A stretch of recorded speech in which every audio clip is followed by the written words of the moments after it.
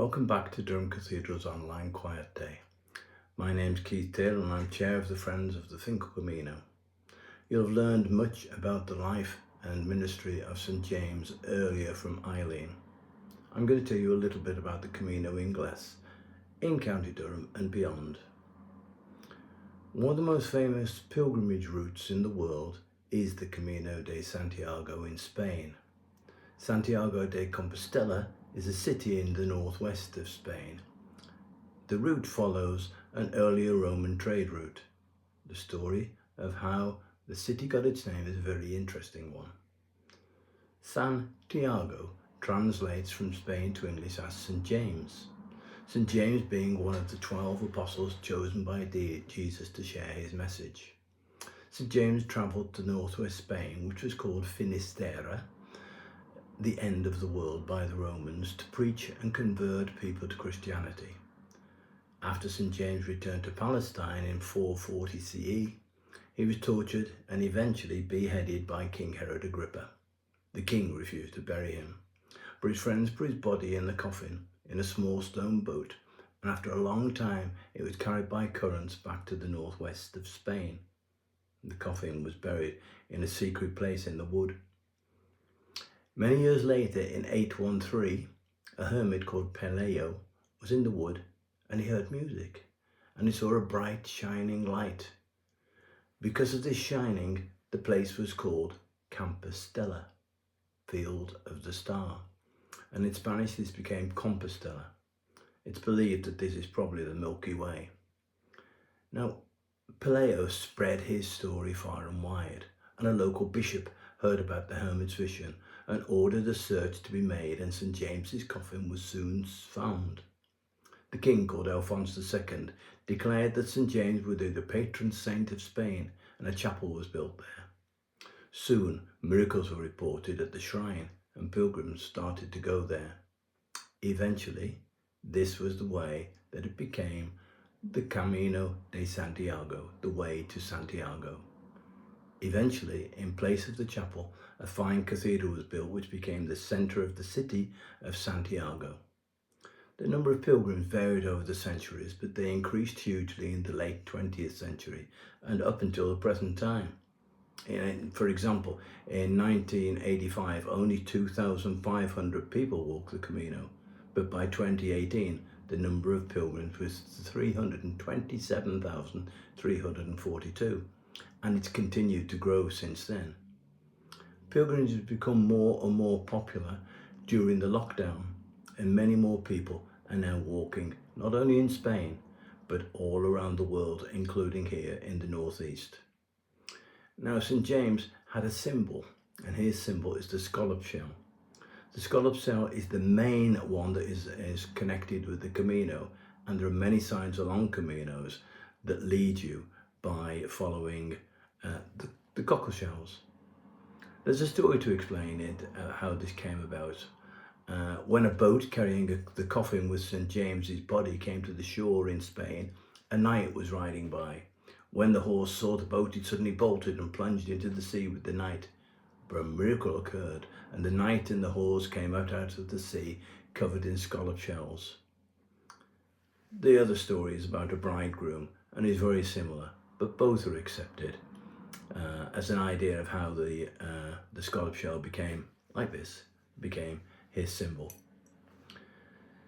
As pilgrims journeyed to the shrine of St James, the tradition developed for them to wear shells on their clothing to indicate that they were genuine pilgrims. Pilgrims often took a real scallop shell, which they could use to drink water, receive gifts, even to cut things with. The grooves in the shell, which meet at a single point, represent the various routes that pilgrims travelled, eventually arriving at a single destination, the tomb of St James in Santiago de Compostela. It was used by early pilgrims for many, many reasons, as a plate as well. It also, when shown in church, gave them privileges to sleep and ask for free meals. Historically, many people have been involved in going on a journey to Santiago. For example, here, a poem by Sir Walter Raleigh over 300 years ago. Give me my scallop shell of quiet, my staff of faith to walk upon, my scrip of joy, immortal diet, my bottle of salvation, my gown of glory, hope's true gauge, and thus I'll take my pilgrimage. Now, the connection with the northeast of England relates to St. Godric. 900 years ago, he was one of the first people from England to make a pilgrimage to Santiago. He later settled as a hermit by the River Wear at Finchale, which is about 4 miles north of Durham. This beautiful ruined priory that is still there is well worth a visit. And here he lived to be over 100, which was very rare in those days. Many people used to come for his advice about many things, but this included pilgrims who wanted to receive his wisdom and his blessing before they set out to Santiago. He'd warned them of the problems that other pilgrims had had: disease, getting lost, finding places to sleep, thieves and robbers, and of course, sore feet and blisters. The Camino is now well marked and easy to follow, either with the image of a scallop shell or with a yellow arrow. In medieval times, many pilgrims took ages and ages to go on their journeys. It might take 2 or 3 years. Sometimes, rich people, in order to expiate their sins, even sent their servants on their pilgrimages and asked them to carry heavy weights, because the more weight that you carried, the better pilgrim you became, and the more sins that you've expiated and spent less time in purgatory. People who went on pilgrimage from Britain to Spain mostly travelled by sea from ports in the southwest of England, and then landed at ports on the north coast of Spain to finish their journey on foot. The routes became known by different names for Caminos, the Camino Frances. But the one that we're mainly interested in is the Camino Ingles, the English way. The official route in Spain now starts at A Coruña or Ferrol, and they both join up at a place called Bruma, just north of Mesón de Vento, as you can find on a map. The route from Ferrol is 118 kilometres, and the one from A Coruña only 75 kilometres. That's very significant, which I'll talk about later. Most pilgrims carried a document called a credential, purchased for a few euros from a Spanish tourist agency, a church or a parish house on the route, a refugio, their church back home or outside of Spain, where the National St. James organisation of that country flourished. The credential is a path which gives access to inexpensive and sometimes free overnight accommodation in refugios along the trail. Also known as the Pilgrim Passport, the credential is stamped with the official St. James's stamp of each town or refugio at which the pilgrims had stayed. It provides pilgrims with a record of where they ate or slept, and serves as proof to the pilgrim's office in Santiago that the journey was accomplished according to the official route, and that the pilgrim qualifies to receive a Compostela, a certificate of completion of the pilgrimage. Most often the stamps can be obtained regularly and easily as I say, in refugios, local churches and cathedrals. Sometimes tourist offices will also be able to offer a stamp. In England now, we're developing a similar system where stamps can be obtained from many different places, including cafes, pubs, shops, tourist information offices, places of tourism. For pilgrims, they needed to have walked at least 100 kilometres to get a Compostela, or cycle at least 200 kilometres. Sometimes it's difficult to walk that far on the Camino Ingles because, as I said earlier, Ferrol is too close. So we looked at the idea of extending the Camino Ingles actually in England, because Godric's links with the pilgrimage. We thought about all the strong connections that we have with Spain in County Durham, especially in Bishop Auckland, where we have the Spanish Art Gallery, the Spanish Cavalry, who are at the Roman encampment nearby, and of course we have all the Zurbrand paintings in the Bishop's Palace. We thought of Godric and how he'd helped many people to go on pilgrimage in Spain or elsewhere. We thought about the blessings that they would need to receive from a bishop or a holy person, even Godric himself. And we knew that some pilgrims had been down to Finchale. Now, we knew that they would also have to go to the cathedral. So we developed the link between Finchale Priory and the cathedral. And that began our journey to make the Camino Inglés bigger, longer, and more accessible for anybody who wished to go on pilgrimage. The Camino Inglés currently is split into two major parts, one from Reading to Southampton, and that's called the St James's Way. We're developing our own cathedral in the northeast of England, and the signs that you may have seen mark the routes that pilgrims could have taken, and pilgrims definitely are taking now. Our plans for the future is that the Camino will go right from Finchale Priory and eventually join up with, well, hopefully at Reading. We're working together with the group in Reading so that they're moving northwards to Oxford to develop the route, and we're moving southwards from here.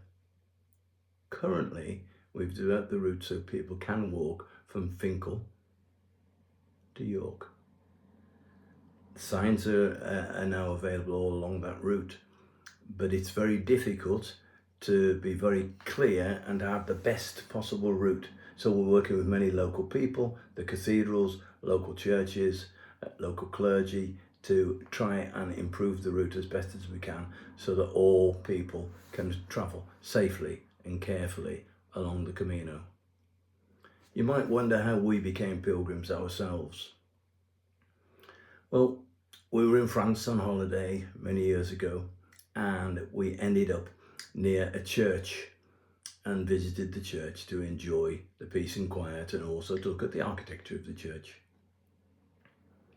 In the church was mention of the route to Santiago via Le Puy-en-Velay. Later on, when we were sitting at a campsite, we had a radio program about the Camino. And finally, on our way back, the newspaper, one of the Sunday newspapers, had a big article about what their views were of the Camino de Santiago. And then we thought, St James is calling us. So off we went on the Camino and had a wonderful, quiet, peaceful, contemplative time. Hard work, no blisters fortunately on our first Camino. A lot of joy, sharing with many people. Some of the acts that we saw of real Christianity, where people shared food or carried things for people or helped them along the way, were absolutely inspirational. A couple of stories. We were hospitaleros, people who look after pilgrims in refugios, like hostels. One, when we had a lovely Polish couple who came to us who felt so strongly about the Camino, they were using it as their honeymoon. They were walking their honeymoon. They stayed with us, but then when they left about an hour later, the husband came back and said, "We've had a tragedy. We've lost our wedding ring. Can we search and see if it's in your hostel?" So we did, and we searched, and there was no joy. So we put up posters and we phoned ahead to some of the other refugios and told them the story. And we feel that St James interceded, because partway along the Camino, another wonderful pilgrim found the ring and got in touch. We eventually got it returned to the rightful owner. Real faith. A young lad who was cycling along the Camino had punctures, his chain came off. He had all sorts of issues and problems. So he didn't do the obvious and give up. He continued his Camino. He took his bike and he gave it to some passers-by. He went to the local shop and he bought himself some boots and walking gear, and he walked the Camino. Left his friends who'd gone off to cycle, and he went on in his own way and completed it. He stayed with us as well. a lovely young man, very special young man. Pilgrimage has been a fantastic part of our lives and has given us a special way of seeing the world, refreshing our minds and living with a community of friends who want to develop this opportunity for others to share. As St. James was called to be a follower of Jesus, we believe we're followers of him through his pilgrimage and better Christians. Choral evening song takes place here on this live stream at 5:30. Thank you for journeying with us through this quiet day.